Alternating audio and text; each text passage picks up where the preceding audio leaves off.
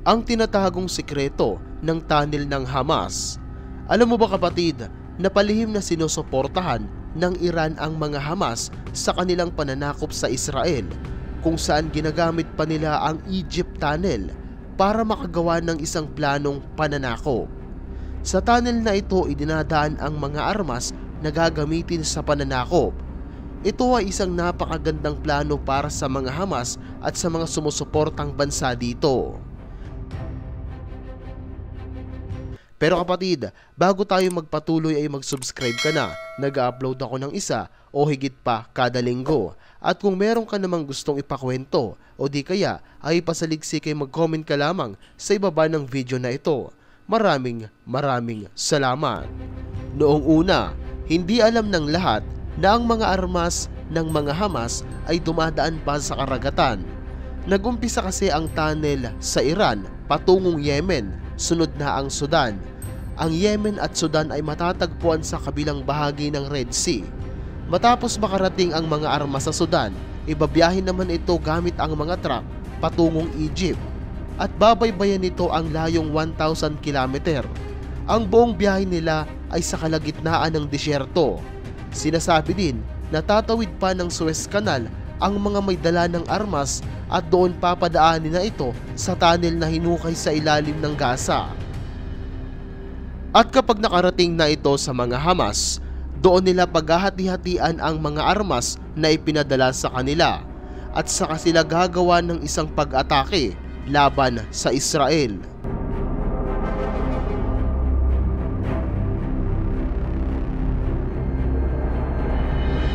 Sa patuloy na bakbakang kapatid, inilabas na ng Israel ang isa sa pinakamatinik nilang grupo pagdating sa mga digmaan. Ito ay walang iba kundi ang tinatawag nilang Elite Commandos.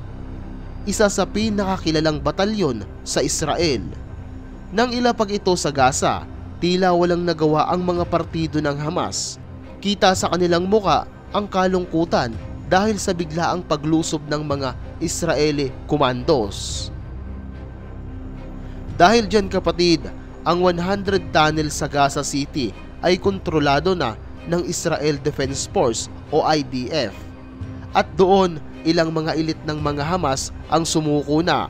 Walang nagawa ang partido ng pro-Iranian militants at Hamas. Bahid sa kanilang muka ang kalungkutan, takot at pagkadismaya dahil sa biglaang paglusob ng elite commandos ng Israel. Katulad nga ng sinabi ko kanina, 100 tunnel na ang kontrolado ng Israel Defense Force. At gaano nga ba ito kaimportante sa mga Hamas militant? Para sa mga Hamas, ang pagkakaroon ng isang tunnel ay malaking advantage para sa kanilang gagawing pag-atake laban sa mga militar ng Israel. Sa pamamagitan ng mga tunnels, nakakagalaw ang mga teroristang Hamas ng palihim, nakakagawa ng mga pag-ambush at iba pa. Buhay na ng Hamas ang mga tunnel. Bukod sa pinagtataguan nila ito, dito din nila kinukuha ang lahat ng kanilang mga armas na gagamitin sa laban. Ang unang tunnel na sinalakay ng Elite Commando o ng Israel Commando ang nagbigay daan para makita nila ang iba pang mga tunnel. Ang pangalawang tunnel na kanilang pinasok ay naglalaman ng mga armas at 60 na pro-Iranian Hamas ang namatay dahil sa pagpasok ng Elite Commandos. Pati ang mga arsenals ay hindi nakalagpas. Habang hinahalughog nila ang loob ng ikalawang tunnel, nakakita sila ng isang maliit na lagusan sa Kfar Aza area sa Gaza border, kung saan dahil dito 100 tunnel pa ang nasira ng mga Israeli at napasuko ang 20 Hamas. Sa ngayon, patuloy pa rin ang pag-usig sa iba pang mga tunnel at ang mga elite o Israeli commandos naman ay patuloy sa kanilang pakikipaglaban kasama ang IDF. So kapatid, dito ko natatapusin ang video na ito.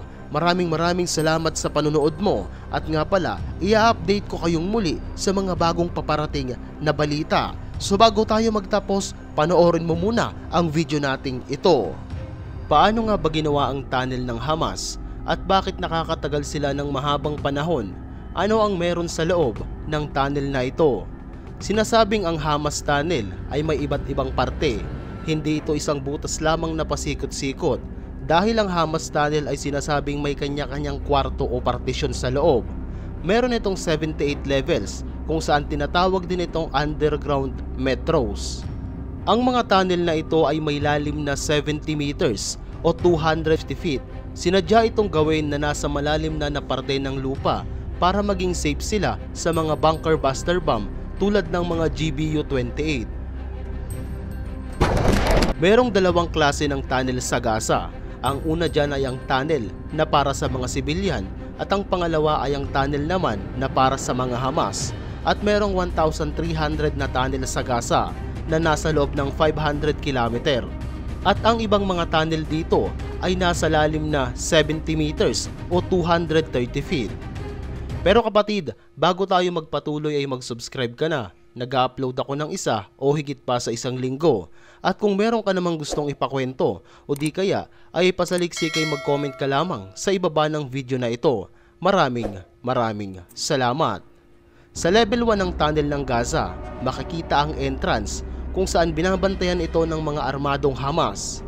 Ang level 2 naman ay tinatawag na reinforcement tunnel kung saan makikita dito ang mga concrete blocks at dito din dumadaan ang mga Hamas kapag gagawa sila ng isang pag-atake.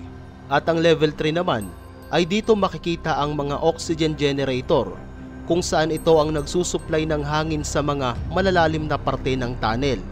At ang level 4 naman ay dito sinasagawa ang meeting ng mga Hamas.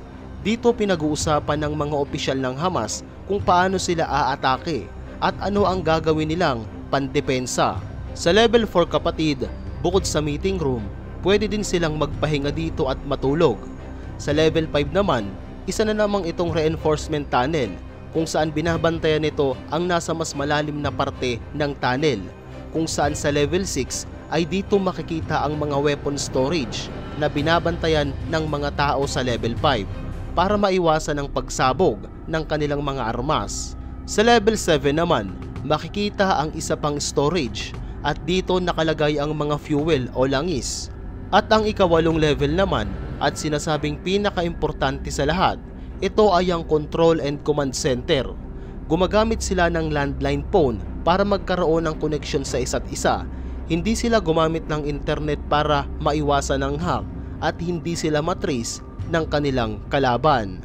At kapatid, ganito gumagana ang Hamas Tunnel at sinasabing kapag nasira ang isang tunnel, agad lilipat ang mga Hamas sa iba pang mga tunnel. Alam naman natin na merong 1,300 na tunnel sa Gaza at pwede silang magpalipat-lipat ng pwesto. So kapatid, nakita mo na kung paano gumagana ang mga tunnel ng Hamas sa Gaza. Nagustuhan mo ba? Palike at subscribe naman. So this is Winwhitey, maraming salamat. I'm out.